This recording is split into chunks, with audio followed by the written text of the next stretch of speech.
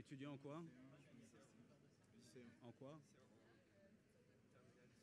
Ok. Et tu parles quand? C'est moi, je l'introduis quand je parle de la COP22. Ça marche.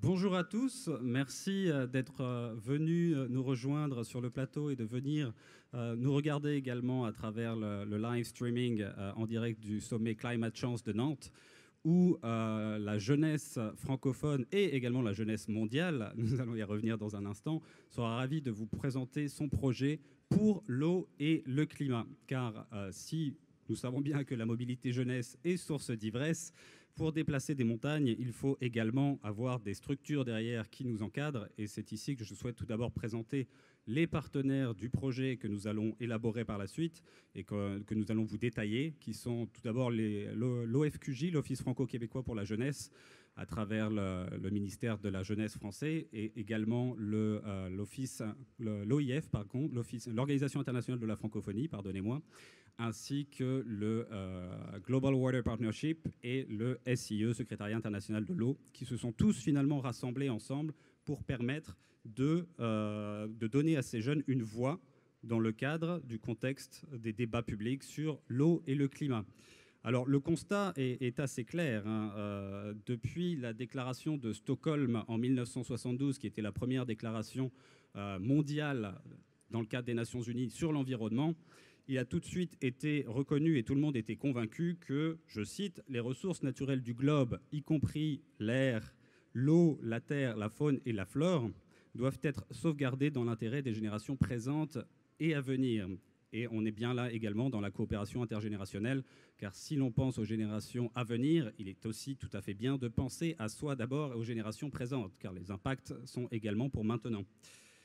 En parallèle, au niveau du constat sur l'urgence climatique, tout le monde est également d'accord. Il est clair, il est connu de tous. L'urgence n'est plus l'urgence et l'heure est à l'action et non plus à la réflexion. Donc 43 ans après la déclaration de Stockholm, des jeunes se sont engagés, grâce au soutien des organisations de la francophonie, sur la question de l'eau, du climat et de la sécurité alimentaire. Et ils vont vous présenter ce projet qui a été lancé à Paris à la COP 21 en présence des ministres français, mais on va vous le détailler également juste après, qui va vous être présenté par Antoine, d'ailleurs, de France, 22 ans, qui est diplômé en sciences de l'eau à AgroParisTech, par Anan du Québec, qui a 27 ans et qui est chargé de programme au Secrétariat international de l'eau, une organisation donc basée également à Montréal. Elliot nous donnera une petite orientation pratique sur le territoire, finalement, la mise en place des projets en Afrique, il nous en dira un mot tout à l'heure. Et Vilma, qui a 27 ans et qui est du Salvador et qui est coordinatrice de projet jeunesse et qui vous expliquera également en quoi, grâce à elle, finalement, le projet se développe en Amérique centrale. Et elle va justement vous montrer que si ce projet était à la base un projet de la jeunesse francophone, sa pertinence est tout à fait globale et mondiale. Donc tout d'abord, Antoine, je te donne la parole pour que tu puisses nous présenter le projet. Donc bonjour à tous, je m'appelle Antoine Fricard, 22 ans comme il vient de vous le décrire. Donc je suis fraîchement diplômé de AgroParisTech dans un master de sciences de l'eau et qui s'attache plus précisément à travailler sur les questions de gouvernance de la ressource en eau, et donc notamment l'évaluation de ces politiques publiques. Donc moi, ce projet, je me suis engagé dès le début de l'année 2015. C'était pour moi déjà une opportunité, j'allais dire professionnelle, de travailler donc sur une thématique qui va prendre une place très importante de manière générale dans la société dès maintenant et dans les années à venir. Et c'était également tout simplement une manière aussi de m'engager, de transcender un peu ma condition d'étudiant et de pouvoir me réaliser et réaliser des choses de manière plus concrète et donc de passer de la théorie à la pratique finalement. Donc ce projet qui a démarré au début de l'année 2015, initié par, donc, comme ça a déjà été dit, de nombreux organismes tels que l'OFQJ et le GWP notamment, a été jalonné donc, au cours de cette année par plusieurs événements importants donc année de la COP21 fortement médiatisée, et qui était également l'année aussi du Forum mondial de l'eau en Corée du Sud, à Daegu et à Jeonbuk, excusez ma prononciation coréenne. Donc ce Forum mondial de l'eau qui avait eu lieu en avril notamment a été le point de départ, qui a été la rencontre donc, de nombreux jeunes de la francophonie, qui représentaient une dizaine de pays et une cinquantaine de jeunes. Et qui a permis déjà d'avoir une diversité de situations, donc à la fois à travers des personnes telles que moi, donc français, mais aussi des Canadiens et des Africains ou encore des personnes d'Haïti, donc plutôt d'Amérique centrale et de Caraïbes. Et donc, en se servant de ce réseau, de toutes ces personnes dans ces nombreux pays, des évaluations nationales ont été menées justement pour un peu faire l'état des lieux de ces situations dans chaque pays sur la thématique de l'eau croisée au changement climatique et les questions de sécurité alimentaire du point de vue de la jeunesse, de son implication et de son rôle à jouer justement dans ces nombreux défis. Ces évaluations ont duré plusieurs mois sous la forme d'enquêtes qualitatives. Au-delà de ces évaluations, d'autres événements ont parcouru l'année, comme notamment l'année dernière, c'était le sommet climat et territoire, si je ne me trompe pas, à Lyon, qui était donc un peu les prémices de cet événement ici, Climate Change à Nantes, qui a été aussi l'occasion donc, de déjà faire porter la voix et faire connaître ce projet, notamment devant le président de la République française, François Hollande. Par la suite, donc, comme j'ai dit, ces évaluations nationales, les résultats de ces évaluations ont été montrés et débattus lors d'une semaine en octobre au Québec, où il a été donc l'occasion de pouvoir partager ses expériences et une nouvelle fois se faire rencontrer les jeunes et commencer à ébaucher le fameux livre blanc qui était l'objectif de cette année, donc de réaliser un livre de constat, mais surtout le micro a l'air fermé. Mais surtout de recommandations. Et donc, c'est lors de la COP21 à Paris, fin novembre et début décembre, et lors également de la COI, donc la conférence des jeunes qui était juste avant la COP21, l'occasion d'écrire, d'élaborer ce fameux livre blanc, comme je l'ai dit, qui aujourd'hui existe sous 3 versions, en français, en anglais et en espagnol. Et donc ce livre blanc a été à cette occasion présenté à 2 ministres, notamment Madame Ségolène Royal, ministre de l'Environnement en France, et également Annick Girardin, ministre de la Francophonie de l'époque. Donc ce livre blanc, si vous voulez, donc j'ai ici donc, des cartes où vous pourrez le trouver. Je en laisserai à disposition à la fin de cette séance pour que vous puissiez avoir accès à ce document. Et donc voilà, cette année 2015, finalement, qui avait pour finalité la construction de ce livre blanc, n'était en fait qu'un point de départ pour la construction et le développement du projet qui continue actuellement avec cet événement et qui continuera après avec la COP22 et dans les années à venir. Et donc à cet effet, je vais laisser la parole à ma camarade qui vous expliquera plutôt cette ouverture.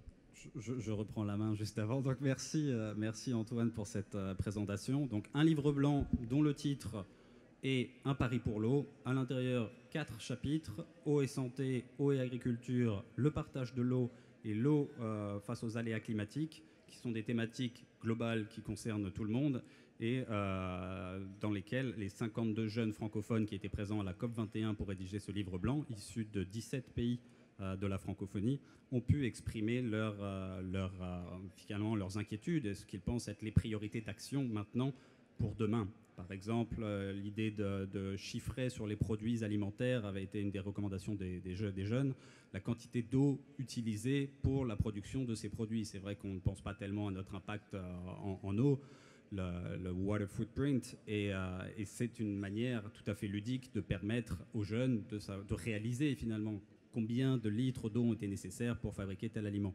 Ou encore, du côté de la santé, je me souviens que la proposition d'un moratoire pour l'élimination des substances perturbant le système hormonal avait été demandée l'élimination hors des processus de fabrication pour préserver la santé et également la qualité de la ressource en eau, car tout est lié.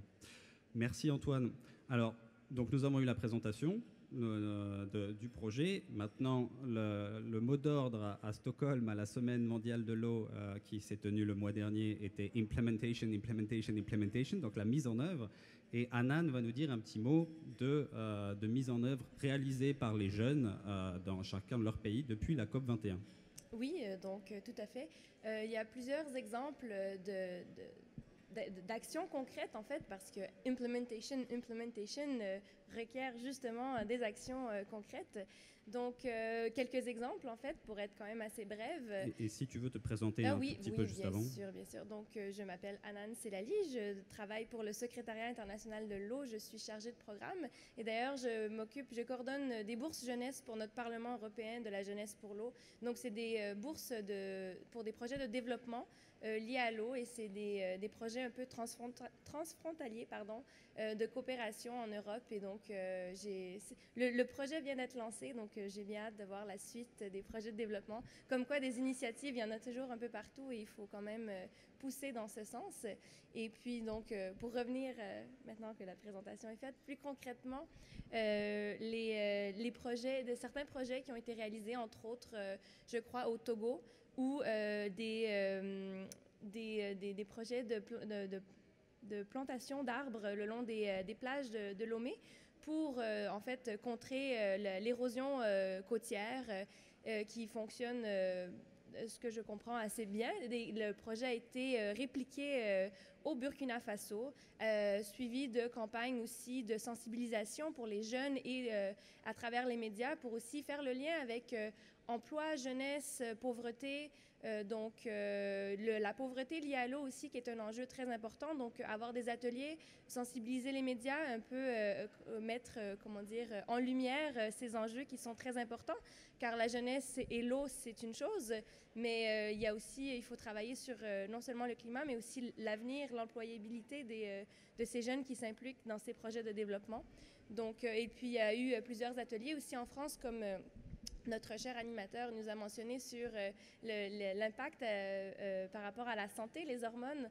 Donc, les petits ateliers un peu do-it-yourself, je crois qu'il y en a eu une quarantaine en France, qui visait justement à expliquer comment on peut faire ses propres cosmétiques, en fait, donc sans produits chimiques, sans produits qui se retrouvent éventuellement dans l'eau, qui créent des débalancements hormonaux, qui créent quand même une bonne toxicité de l'eau qui nous revient dans notre robinet, qui n'est pas toujours éliminée. Donc, apprendre à faire ses propres cosmétiques, entre autres, c'est une idée simple, en fait, mais qui en réalité va très loin. Donc, il y a eu beaucoup d'initiatives comme celle-là, et puis on espère aussi avoir de plus en plus d'initiatives dans le cadre de ce projet qui vont dans ce sens.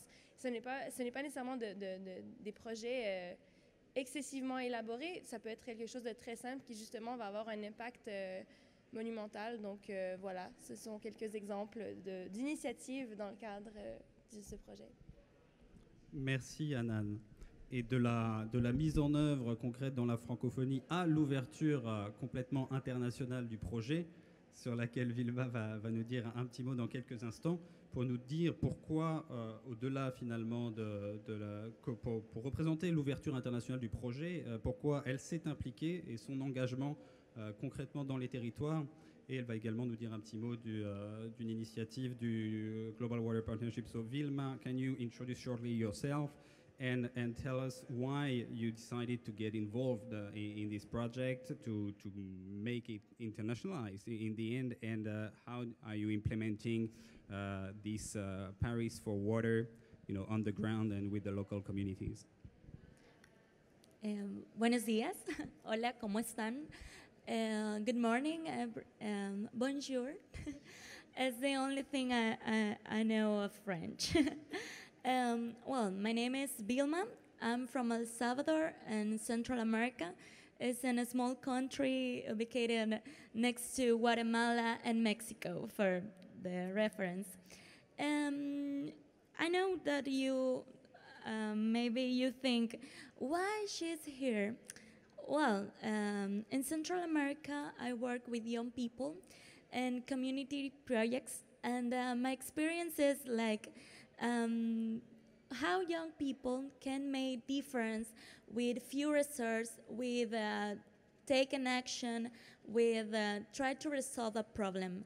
So I collaborate with Global Water Partnership Central America, and we think about how to pass to theory from action, and later we received the white paper of the France and Quebec office, and we think how we can retomate this project, this paper, and convert and be a tool for implementation. So the last year at global level, you made this white paper with GWP Global, and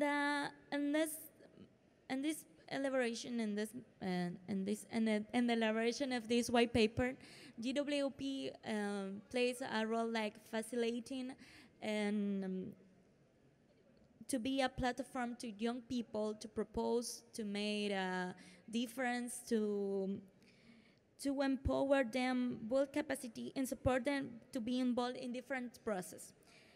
So later of that, in Central America, we returned this white paper, and we organized a competition about take our recommendations of the white paper and propose actions for the young from young people to their communities. So actually, at the GWP Global has a contest about this white paper, and you can propose actions from young people to respond this white paper, regarding this white paper, and you can find all the information in GWP portal. And I think this is the path to be go from theory to action, but based in your work, I want to take the opportunity to congrats, because you are a good job. You made a good job, and this is paper, these actions, all the work you made last year and this year, and can be a tool for other countries, for other regions, to be the difference, to make the difference, to participate, to involve in all this problem, and be the solution. I think yesterday we talked about message that, and I think the young people can be the difference, and from little actions, from participate, be volunteer, involved in all the problems. And well, that's my experience with your work, and I congrats for all this effort, and thank you for the opportunity to be with you in this TV show. Muchísimas gracias, Vilma. It's true that every little helps and every drop counts. And je voudrais justement rebondir là-dessus, car je n'ai pas encore eu l'occasion de vous le demander. On parle eau et climat, et c'est vrai que dès qu'on parle projet, on a l'impression que tout cela coule de source, finalement, que tout est organisé, institutionnalisé. Mais non, c'est bien qu'il y a une volonté, quelque part, d'un petit groupe de personnes de vouloir mobiliser des jeunes sur cette question et donner la parole aux jeunes. Ce qui m'intéresse de savoir, c'est pourquoi l'eau et le climat, dans votre cœur, finalement, sont une question importante. Pourquoi vous vous êtes mobilisés à la base? Pourquoi vous pensez que ces problématiques-là sont importantes et que vous vous êtes dit, c'est pour moi, ce projet, je dois participer, je veux en faire partie? Anan, peut-être? Certainement. Eh bien, écoutez, ce que je n'ai pas précisé, en fait, tout à l'heure dans ma présentation, c'est que j'ai étudié justement la gestion intégrée des ressources en eau. Donc, par conséquent, il y a déjà un intérêt assez marqué pour l'eau et le climat. En fait, ce qui est assez subtil, en fait, dans la relation entre l'eau et le climat, c'est que ce n'est pas nécessairement le lien le plus immédiat qu'on fait au climat, bon, changement climatique. Pourtant, d'ailleurs, ça a été mentionné dans quelques conférences pendant lors des jours précédents, que l'eau est quand même le premier secteur affecté par les changements climatiques. Alors, la subtilité de la chose étant que l'eau fait partie de plusieurs secteurs de manière assez, je vais encore me répéter, mais assez subtile, c'est en arrière-fond. En fait, on ne réalise pas l'impact que l'eau a à travers divers secteurs. Et enlever l'eau, il ne reste plus grand-chose. Vous pouvez passer un mois sans manger, mais 3 jours sans boire. Ça veut dire, après 3 jours, on meurt. Donc, c'est triste à dire, c'est un peu drastique. Mais quand on y pense, pour moi, ça a toujours été quelque chose de très important. J'ai eu des expériences, justement, j'ai vécu le manque d'eau à un certain point dans ma vie. Et je crois que ça en fait, initié un peu ce besoin d'action et d'agir et de faire comprendre, en fait, à toute personne qui veut l'entendre, en fait, que l'eau et le climat sont intimement liés. Et je crois qu'il faut trouver des moyens, justement, d'avoir des actions concrètes pour les lier encore plus dans les solutions. Donc, voilà. Merci, Anan. Et Antoine, je sais que donc, tu as étudié en sciences de l'eau à AgroParisTech. Je ne veux pas une réponse technico-franco quelque chose, mais pourquoi tu t'es dit « c'est ma voie, c'est mon chemin, je dois faire ça » ? Oui, alors moi, déjà, je souscris pleinement à ce qui vient d'être dit, quoi. L'eau est par essence transversale. On la retrouve partout, à la fois dans notre consommation personnelle, mais aussi dans nos activités. Et donc, à cet effet, c'est une question assez inévitable dans le développement de manière générale de nos sociétés. Et donc c'est vrai que moi je suis venu dans ces études, déjà dans mes études donc, sur la gestion de l'eau, parce que c'était un levier incroyable pour la question du développement territorial et le bien-être, j'allais dire en fait finalement de nos sociétés, des êtres humains. Et donc comme ça a été dit, le climat vient vite se rattacher à cette question de l'eau, puisqu'on a donc avec les modifications, les perturbations du climat, des raréfactions de la ressource. Et donc, il est primordial de travailler sur ces questions. Et c'est d'autant plus nécessaire pour nous que pour les générations futures. Et dans ce projet, moi, c'est vrai que dès que j'en ai eu vent, il m'est apparu déjà, comme je l'avais dit, à titre personnel, cette volonté de m'engager, et encore plus sur cette question qui devra, et qui, je l'espère, sera inévitable dans les politiques publiques de manière générale, autant chez nous, dans des pays comme la France, qu'également dans des pays qu'on qualifie du Sud, chez qui ces problématiques sont décuplées, chez qui donc il est encore plus primordial, plus vital, justement le mot est là, de travailler là-dessus. Et donc j'espère que cette question n'est pas assez, que ma réponse en tout cas n'est pas assez technique, et j'espère développer ici une manière simple de m'exprimer, et donc de montrer à quel point je suis engagé dans ce projet. Parfait, merci Antoine. And Vilma, I think you want to add something on the GWP competition that is currently going on.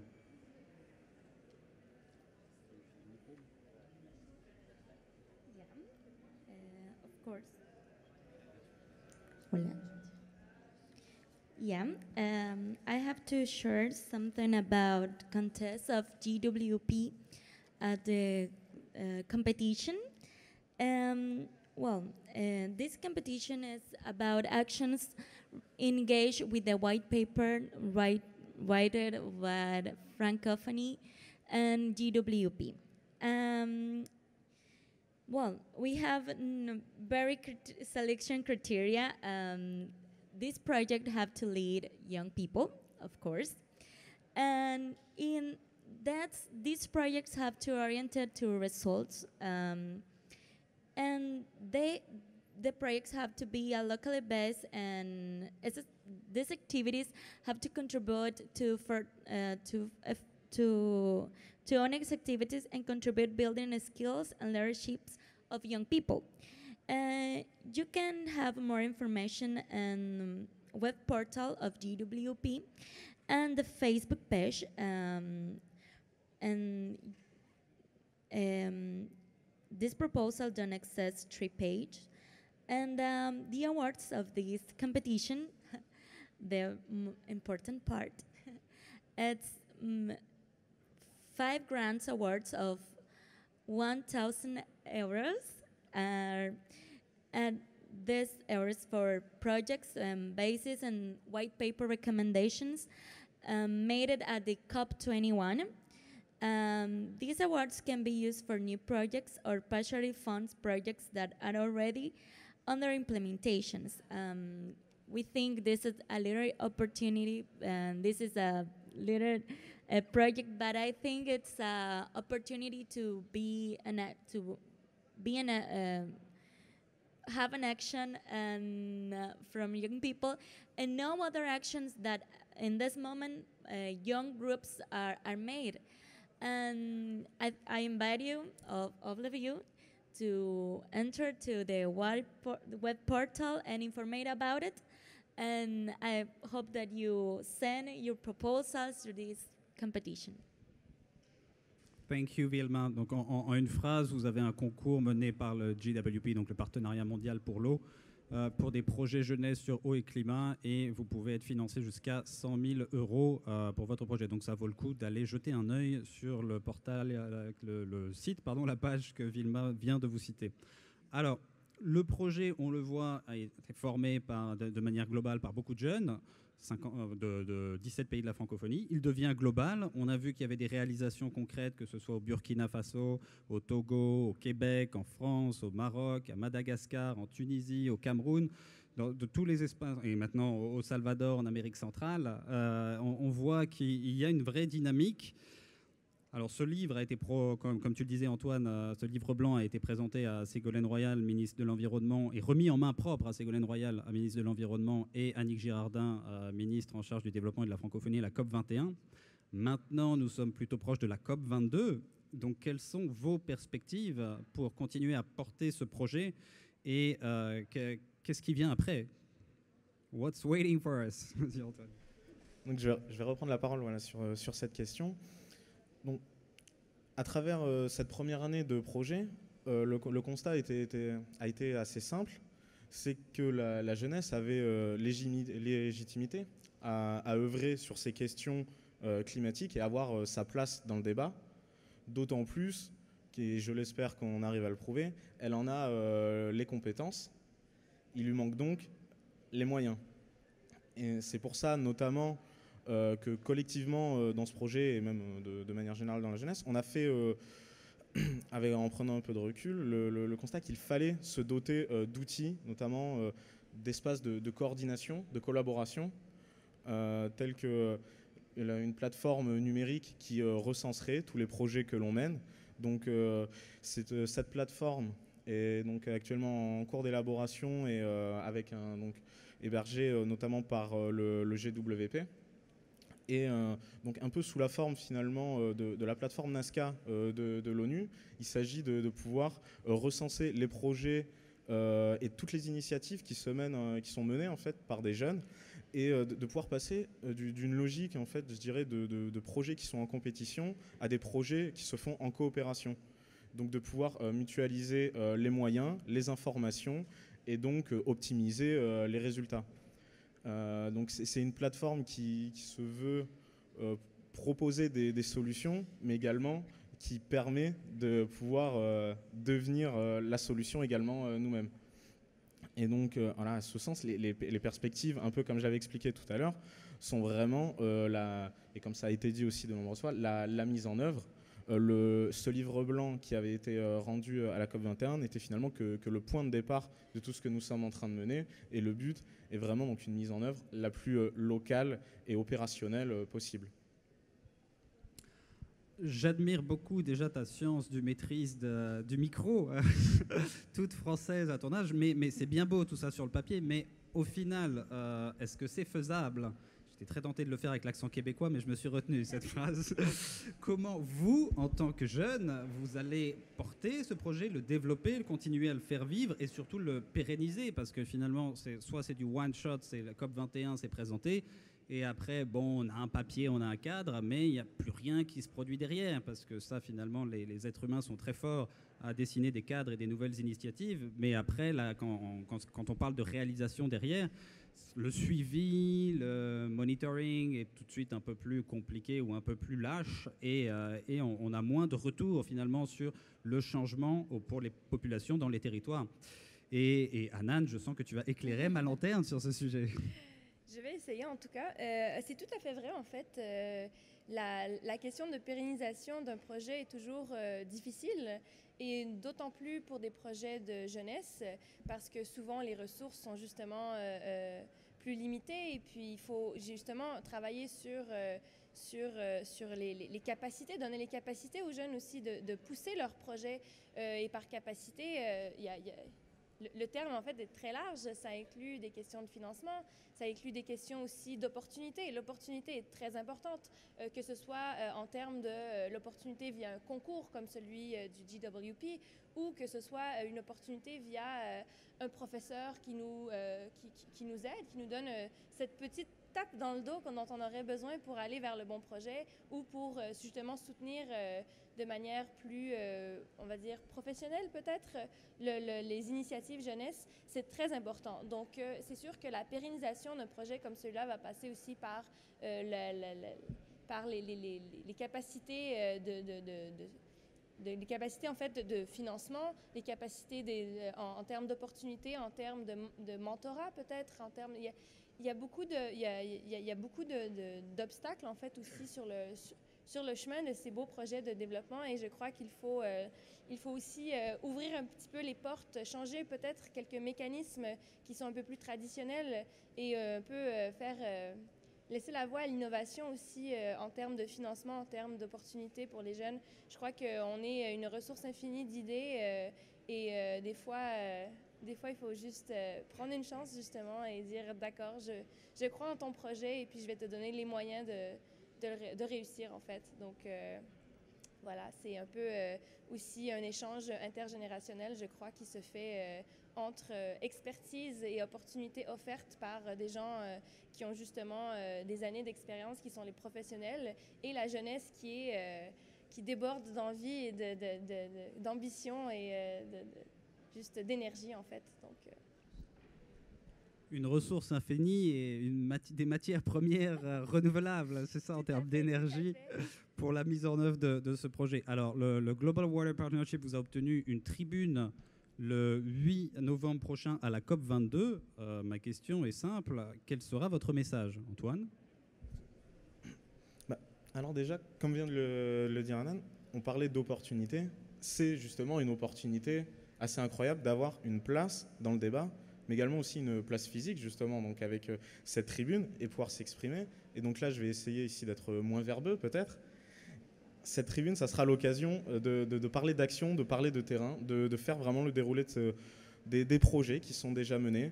Ça sera aussi l'occasion de donner les résultats du concours, justement, du GWP, et de mettre en lumière ce que j'avais expliqué précédemment sur la plateforme et de commencer donc à dévoiler tout ce processus voilà, de mutualisation de projets à travers cette plateforme numérique. Et je vais peut-être pas plus m'étendre. On a également avec nous ici Elliot qui fait partie de l'association Ovive et qui est justement un de ces jeunes impliqués dans des projets, donc de ces actions concrètes que nous voulons mettre en avant lors de cette COP22, excusez-moi, à Marrakech le 8 novembre. Et donc à travers cette tribune, voilà, justement, mettre en lumière des jeunes comme ça qui viennent nous expliquer ce qu'ils font concrètement sur le terrain, localement, à plusieurs. Et je vais pas plus être long et lui laisser le micro peut-être.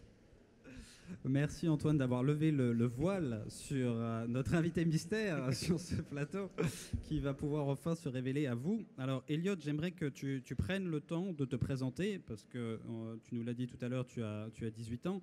Et moi, à chaque fois, ça m'impressionne beaucoup de voir que des jeunes de l'âge de 16, 17, 18, parce que l'année dernière, tu avais bien évidemment 17 ans, au lycée, puis a priori, si mes informations sont correctes, et comment au lycée, on peut déjà arriver à s'engager finalement et à vouloir savoir déjà que finalement on n'est pas dans un monde clos ou un espace fini à l'endroit où l'on habite. Tu nous diras de quelle ville tu viens. Je pense que tu es nantais d'ailleurs.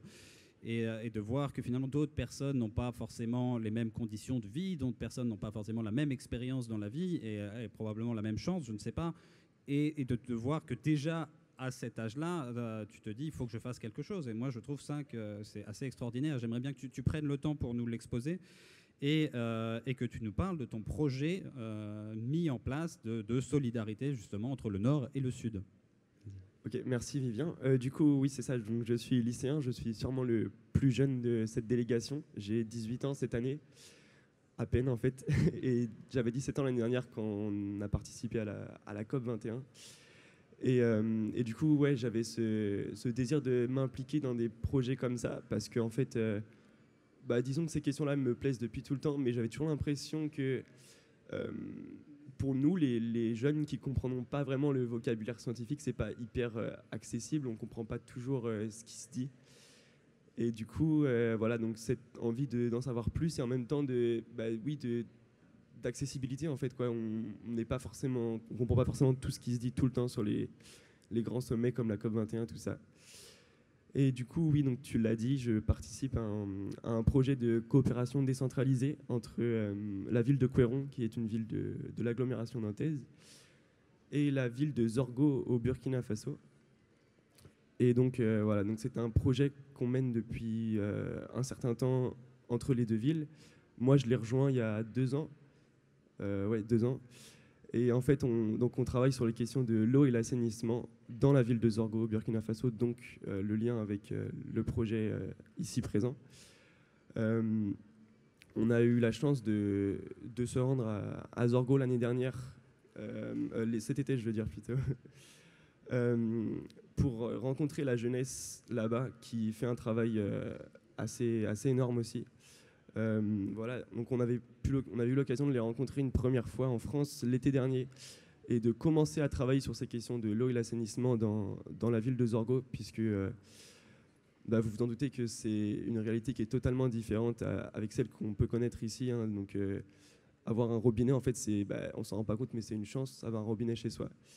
Et c'est donc ces choses-là qu'on a pu constater quand on s'y est rendu cet été. Et donc voilà, on a pu travailler sur ces questions-là. On a concrètement réalisé une enquête auprès des ménages dans la ville. Une enquête donc toujours sur les questions de l'eau et de la gestion des déchets en fait à travers l'assainissement. On a donc élaboré un questionnaire entre jeunes, donc la moyenne d'âge c'est 19 ans, quoi. On était entre 18 et 20 ans. Et donc on a rencontré une centaine de ménages, hein, donc c'est divisé en plusieurs groupes. En tout, je vous ai pas précisé, on est une quinzaine dans le projet. Et du coup, voilà, on a posé des questions aux ménages concernant comment eux géraient leurs déchets, qu'est-ce qu'ils faisaient de leurs ordures, quoi. Et donc on s'est rendu compte que la plupart des réponses c'était on les brûle dans la rue, on les jette, on s'en occupe pas, quoi. Et ça c'est quelque chose aussi, je pense qu'on se rend pas compte quand on est dans des pays du Nord. Avoir des services de traitement des déchets, on se rend pas compte à quel point c'est hyper utile. Dans des pays comme le Burkina Faso, quand on n'a pas ce genre de service, ça amène beaucoup de maladies. Des déchets qui stagnent dans la rue, avec les eaux qui stagnent aussi, du coup ça amène beaucoup de maladies, tout ça, et je pense qu'on ne se rend pas compte de cette chance-là. Et du coup voilà, donc on a réalisé cette enquête dont je vous ai parlé dans un premier temps, et puis en même temps on a travaillé sur l'engagement qui nous unifie en fait entre la jeunesse couéronaise et la jeunesse zorgolaise, donc la jeunesse de Zorgo. Et en fait voilà, donc cet engagement, on a pu réaliser un recueil. Donc on avait chacun pu détailler en fait nos motivations qui nous poussent dans le projet, et on a aussi pu se comparer à d'autres acteurs de la question de l'eau et de l'assainissement, comme par exemple le directeur général de l'ONG Ovive, puisque j'ai oublié de vous préciser je crois, mais c'est l'ONG Ovive qui nous a financé sur cette année. Et voilà, du coup, on a pu se comparer à eux, comparer nos engagements respectifs, c'était assez marrant. Et Et voilà, donc tout ça en une semaine. À la fin de cette semaine, on a pu avoir une journée de retransmission avec les autorités locales, donc le maire, le préfet, le chef coutumier, car c'est un rôle assez important là-bas. Et en fait, donc on a présenté nos résultats de notre enquête, montrer voilà, quels sont les problèmes dans la ville, montrer surtout en fait, que les jeunes de la ville sont mobilisés sur ces questions-là et que vraiment qu'il y a quelque chose à faire et que oui, les jeunes cherchent à progresser en fait, sur ces questions-là et qu'ils étaient mobilisés. Parfait, merci beaucoup Elliot. J'aimerais profiter de ton intervention et pour vous demander, pour continuer sur le côté qu'est-ce qui vous tient à cœur, à vous et à toi aussi, ça va bien se passer, ne t'inquiète pas, pour savoir la recommandation du livre blanc d'un Paris pour l'eau, celle qui vraiment vous aimeriez voir réaliser au plus vite, sans attendre des dizaines ou des vingtaines d'années, s'il y avait une action que vraiment sur laquelle vous pensez qu'il faudrait y aller à fond le plus vite possible, car c'est vraiment un enjeu qui vous paraît crucial, laquelle ce serait? Antoine, peut-être d'abord? Alors, pour moi, à mon sens, donc, ça sera une réponse peut-être un peu donc, centrée sur ma situation, donc étant plutôt français. Ça serait de donner plus de moyens donc, à l'éducation, notamment donc, à travers la sensibilisation de milieux scolaires pour pouvoir développer justement et que les projets que nous menons actuellement puissent continuer à émerger dans les années à venir et qu'il y ait une sensibilisation la plus tôt possible en tant que citoyen de manière générale et aussi en tant qu'acteur impliqué par la suite, puisque les jeunes d'aujourd'hui, fatalement, seront les décideurs de demain. Et donc, la question de l'investissement dans l'éducation est très importante. Et même si ça paraît banal à dire, on ne le retrouve pas forcément partout. C'est une question qui, des fois, est oubliée. L'éducation en tant que secteur, j'allais dire, n'est pas forcément identifiée. Comme tout à l'heure, je vous avais parlé de la plateforme Nazca. Les questions de l'éducation sont peu présentes et sont peu identifiées sur cette plateforme. Et donc, à mon sens, il s'agirait donc de pouvoir vraiment y mettre les moyens si on veut atteindre les objectifs qu'on se fixe sur ces questions. Donc éduquer aujourd'hui pour permettre le changement demain, en une phrase. Anan, quel serait ton engagement à cet effet? En fait, c'est une question difficile parce que je crois que quand même tous les points sont assez cruciaux. J'aurais en effet aussi pensé éducation, mais aussi pour rebondir sur quelque chose de peut-être aussi très essentiel, la santé. Eau santé, c'est un mélange, vital. Et puis, je crois que c'est aussi intimement lié à l'éducation, mais pour pas sortir des vieux dictons, mais on dit toujours que quand la santé va, tout va. C'est pas tout à fait vrai, mais c'est quand même un bon début. Et puis je crois que miser sur des activités et des projets aussi qui traitent de santé et d'eau et aussi liés justement au changement climatique sont très importants en fait. Donner les moyens de garder une population en santé via des projets d'eau, de sanitation et tout, d'hygiène, c'est quand même la base. Et je crois que justement, ça passe aussi par l'éducation. Je crois qu'il ne faut pas catégoriser les objectifs, mais plutôt voir la transversalité qu'il y a entre les objectifs. Je crois qu'une meilleure cohésion, une meilleure synergie, justement, permet d'atteindre le plus d'objectifs possible et de cocher toutes les cases de notre merveilleux document.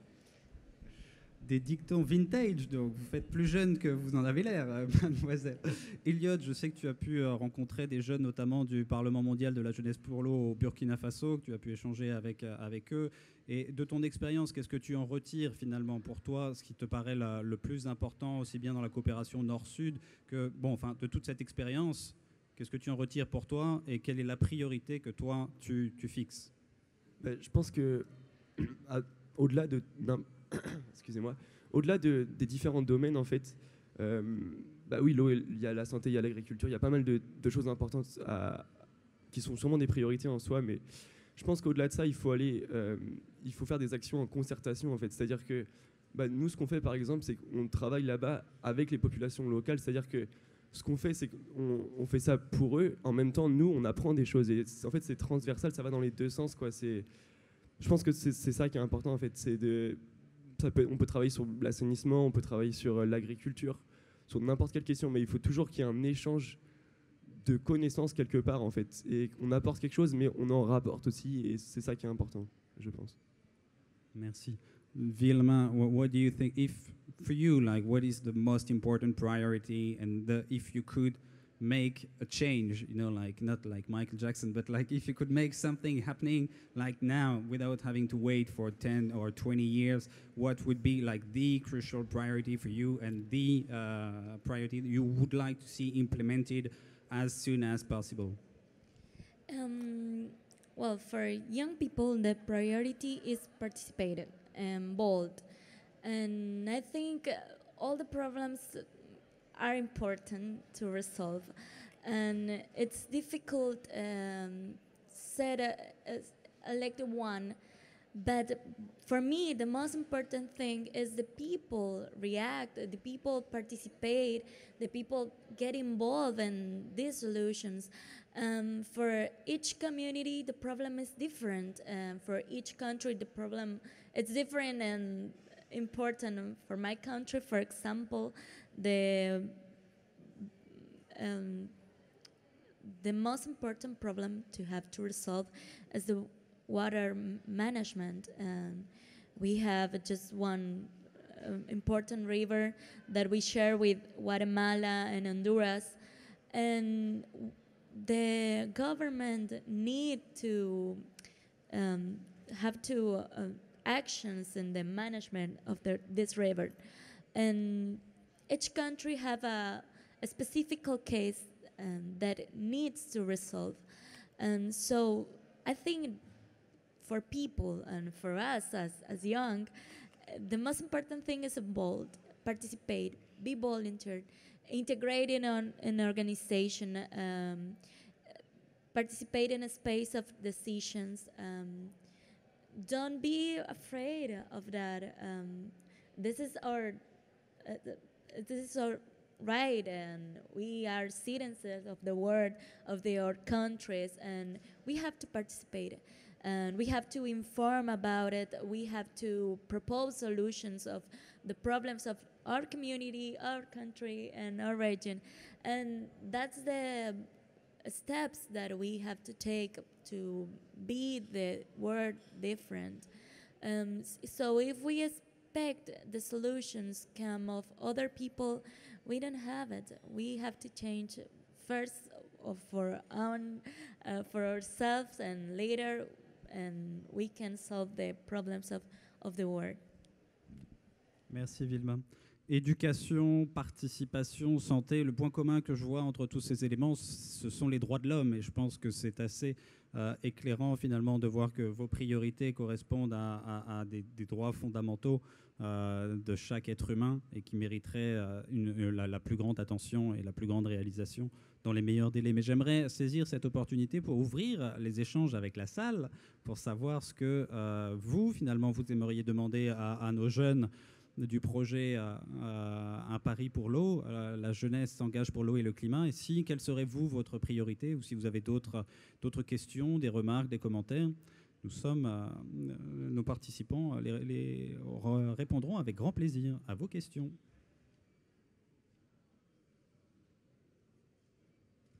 Pas tous à la fois, hein, bien sûr.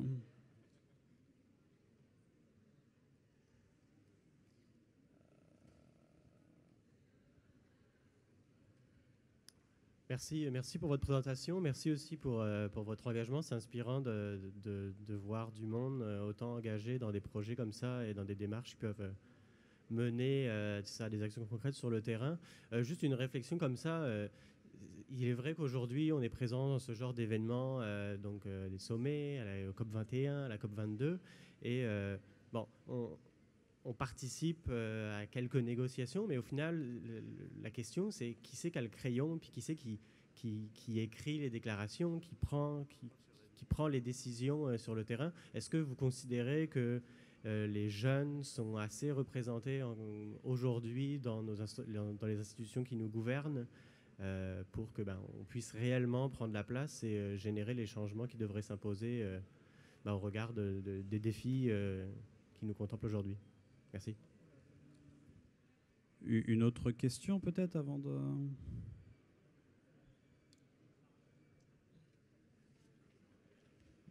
C'est un commentaire-question pour rebondir sur ce qui vient d'être dit. Je pense qu'on donne des sièges, des tribunes aux jeunes. Et la question, c'est « What's next ?» Et j'ai envie de dire quel est votre positionnement sur le niveau d'exigence que vous pouvez vous permettre d'avoir. Vilma a dit il ne faut pas avoir peur, il faut y aller. Je pense qu'il faut faire très attention à ne pas être instrumentalisé et pas devenir un petit vernis politique qu'on met sur les grandes conférences. Et il faut vraiment relever votre niveau d'exigence sur la tribune et puis ensuite surtout sur les moyens pour faire. Donc c'était pour avoir un peu qu'est-ce que vous en pensez, comment vous voyez ça dans vos différents pays. C'est vrai que pour rebondir sur ce commentaire, tu nous parlais, Anan, du financement tout à l'heure et c'était devenu un mot un peu clé dans ta présentation. Une chose qu'on peut reconnaître aux jeunes, c'est qu'ils sont toujours capables de faire preuve d'innovation et de création avec peu de moyens. Et c'est vrai que les moyens de communication 2.0 sont à cet effet parfaits et leur fournit un espace d'expression pour pouvoir toucher le maximum de personnes possible. Mais si on a des financements, on peut aller plus loin, on peut faire plus avec plus. C'est aussi simple que ça. Et comme le disait notre ami qui a posé la première question, on peut essayer de s'impliquer davantage dans des instances décisionnelles ou représenter la voix de la jeunesse en n'ayant pas peur de s'engager, de faire bouger les choses et de vraiment porter sa voix. Qu'est-ce qui veut répondre peut-être Anan par rapport à tes projets jeunesse? Je vais me lancer. En fait, c'est une très belle remarque justement... je ne sais pas si on le réalise assez, mais dans les grands sommets, les grandes conférences, et pas seulement sur les questions d'environnement, mais sur beaucoup d'autres sujets, ce sont souvent les mêmes personnes qui y vont et qui négocient. C'est quand même marrant parce qu'à un moment, des fois, sur certains enjeux, on bloque. On a un constat général planétaire où les négociations sont un peu bloquées, ça avance pas, on a des belles initiatives, mais pourquoi ça ne débouche pas? Et c'est vrai que pour inclure la jeunesse là-dedans, c'est peut-être aussi une remarque que si ce sont toujours les mêmes personnes qui sont à la première ligne des négociations, qui sont à la table des négociations, il faudrait peut-être y avoir un petit vent de changement et justement avoir concrètement, pas juste comme notre autre commentateur a laissé entendre, que la jeunesse ne soit pas ce petit vernis politique qui paraît bien, on a inclus la jeunesse à telle conférence, mais que les jeunes soient plus près des tables de négociation, qu'il y ait vraiment un changement d'idée et qu'il y ait aussi une vraie implication de la jeunesse au niveau décisionnel et aussi qu'on donne, comme on parlait au niveau des financements de projets, que je crois qu'on doit faire un petit peu plus confiance à la jeunesse qui ont de belles idées, de belles innovations à proposer. Et malheureusement, le système économique ne suit pas non plus l'innovation du développement. Et donc, il y a comme une espèce de cassure où les projets sont extraordinaires, mais les modes de financement sont peut-être encore 10 ans en arrière. Donc, on ne finance pas nécessairement les bons projets, on ne finance pas nécessairement l'innovation qui pourrait justement être la source de la solution et le changement nécessaire et dont on aurait besoin. Donc, je suis tout à fait d'accord. Je crois que s'il y a matière à amélioration, ce serait certainement sur cet aspect. Merci Anan. D'autres questions, d'autres commentaires, d'autres remarques? Oui. Bonjour, pour rebondir sur ce que Anan disait justement de façon plus large, quel est le lien que vous faites sur cet accès, cette implication à la jeunesse et puis la situation des jeunes face à l'emploi aujourd'hui?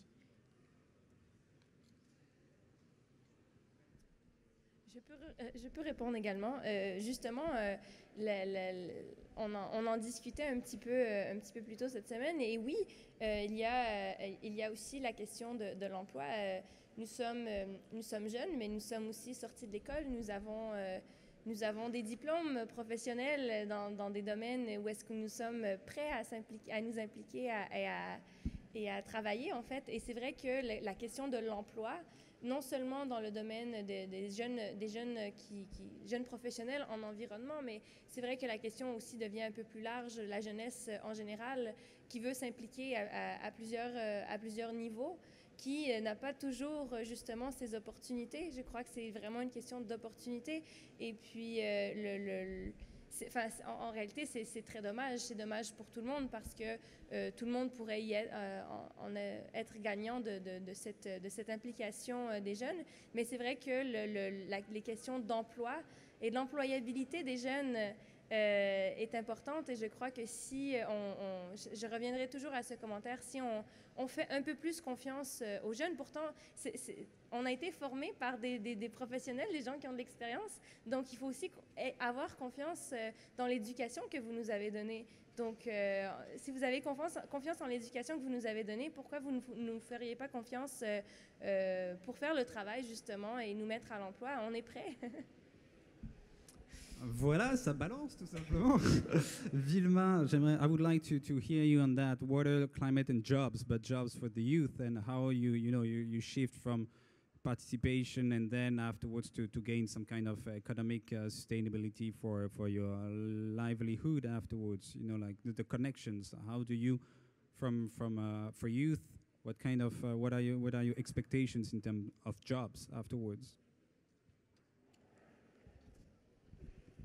In 1 minute, thank you. In 1 minute. In Central America, we work with a network of young people, and that he wants to participate in water management to be better for Central America. It's a problem more important to resolve, and I think this network made different things, but the most important thing that I think that he made is promote the participation of youngs and space to decisions, because we can make many things on a community level, but we need to, as youngs, be in a space of decision and a space of activism, like citizen participation, like being mayors or congresses or anything. But I think propose about this expertise or these abilities and things. I think the young is the most important, being in a space of decision and different subjects. 1 minute chrono, c'est super, parfait. Merci beaucoup pour cette réflexion, Vilma, sur l'engagement des jeunes. Je voulais vous remercier tous d'être venus à notre présentation de ce projet Un Pari pour l'eau. N'hésitez pas encore une fois à aller en ligne pour le télécharger. Tu peux peut-être montrer la carte, Antoine, de l'autre côté peut-être, parce qu'un QR code se ressemble à tout autre QR code. Pour télécharger directement, on pourra vous en remettre également aux personnes de la salle qui sont intéressées. Et vous aurez accès non seulement à la version française originale, mais la version également espagnole et la version anglophone pour pouvoir continuer à promouvoir cette belle initiative de la jeunesse pour l'eau et le climat. Merci à tous.